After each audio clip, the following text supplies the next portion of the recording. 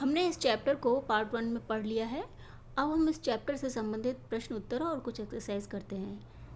बच्चों, नंदू हाथी की कहानी, उसकी दिनचर्या और उनसे संबंधित हाथियों से संबंधित कुछ खास बातें हम अपने पार्ट 1 वीडियो में पढ़ चुके हैं, बता चुके हैं। और अब इस वीडियो में हम आपको इस चैप्टर से संबंधित प्रश्न उत्तर और एक्सरसाइज करा रहे हैं। तो एंड तक देखिए और लाइक और हमारे चैनल को सब्सक्राइब ज़रूर कीजिएगा अगर नहीं किया है तो प्लीज़। अच्छा बच्चों, बताओ, नंदू तो सिर्फ 3 महीने का है, लेकिन उसका वजन 200 किलोग्राम है। तुम्हारा वजन कितना है? तो आपका आंसर होगा, मेरा वजन 25 किलोग्राम है। अगला प्रश्न है, तुम्हारी उम्र के कितने बच्चों का वजन मिलाकर नंदू के वजन के बराबर होगा? तो उत्तर होगा, मेरी उम्र के 16 बच्चों का वजन मिलाकर नंदू के वजन के बराबर होगा।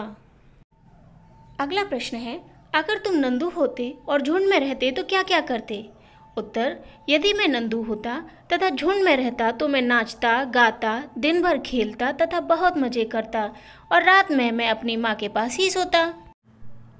तो चलिए इसका सॉल्यूशन करते हैं, शुरू करते हैं। इसमें सबसे पहले पूछा है कि अगर तुम नंदू होते और झुंड में रहते तो क्या क्या करते? तो आपका उत्तर होना चाहिए कि यदि मुझे दोस्तों के साथ घूमने के लिए पूरा एक दिन मिले तो मैं नाचूंगा, खेलूंगा, गाऊंगा, खूब सारे गोलगप्पे तथा आइसक्रीम खाऊंगा और बहुत मज़े करूंगा। हाथियों के झुंड में सभी फैसले सबसे बुजुर्ग हथनी लेती है। आपके परिवार में घर के फैसले कौन लेता है? तो आपका उत्तर होगा, मेरे परिवार में अधिकांश फैसले मेरे माता पिता लेते हैं। नंदू वह सब करता था जो उसे पसंद था। यदि तुम्हें अपने दोस्तों के साथ घूमने के लिए पूरा एक दिन मिले तो तुम उस दिन क्या क्या करोगे? तो बच्चों, आपका उत्तर होना चाहिए, यदि मुझे दोस्तों के साथ घूमने के लिए पूरा एक दिन मिले तो मैं नाचूंगा, खेलूंगा, गाऊंगा, खूब सारे गोलगप्पे तथा आइसक्रीम खाऊंगा तथा बहुत मज़े करूंगा। नेक्स्ट प्रश्न है, पता करो और लिखो कौन कौन से जानवर झुंड में रहते हैं।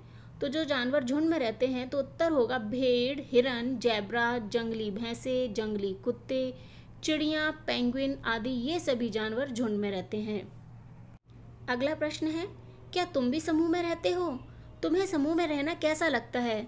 तुम्हारे हिसाब से समूह में रहने के फायदे और नुकसान क्या क्या हो सकते हैं? तो इसका उत्तर है फायदे। फायदे में है कि साथ रहने से सुरक्षा मिलती है, साथ रहने से बल मिलता है, साथ रहकर हम ज़्यादा मज़े कर सकते हैं, साथ रहकर हम एक दूसरे की मदद कर सकते हैं। और जो नुकसान है वो है, साथ रहने से आपस में झगड़ा होने की संभावना ज़्यादा रहती है, साथ रहने से व्यर्थ की बात करने में समय नष्ट होता है। अगला प्रश्न, क्या तुमने कभी हाथी पर सवारी की है? तो कैसा लगा? तो आपका उत्तर होना चाहिए, एक बार मैंने हाथी की सवारी की, या जिसकी भी आपने की हो आप यहाँ हाथी की जगह लिख सकते हैं।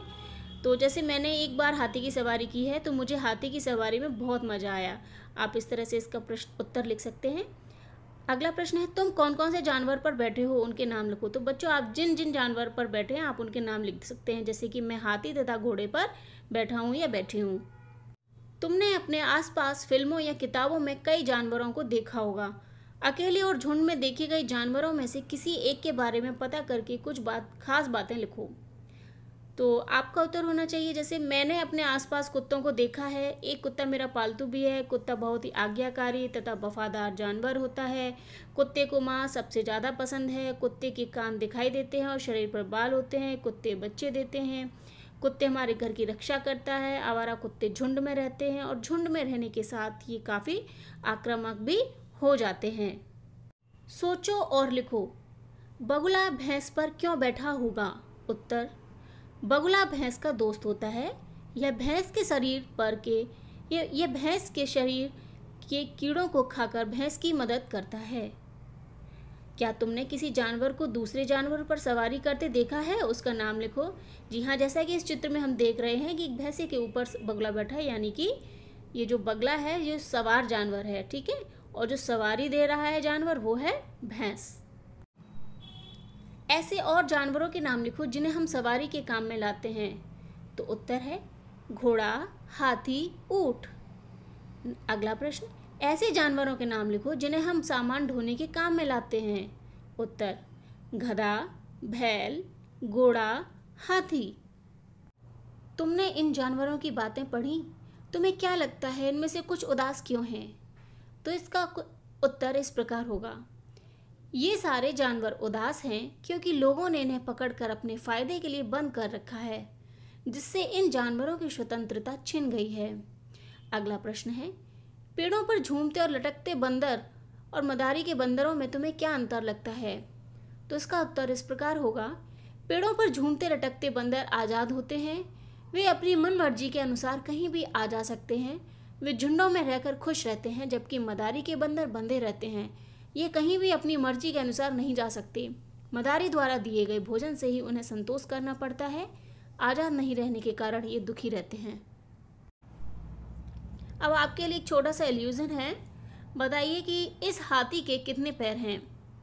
और जो भी आपका उत्तर हो वो कमेंट बॉक्स में हमें लिखकर ज़रूर बताइएगा। धन्यवाद।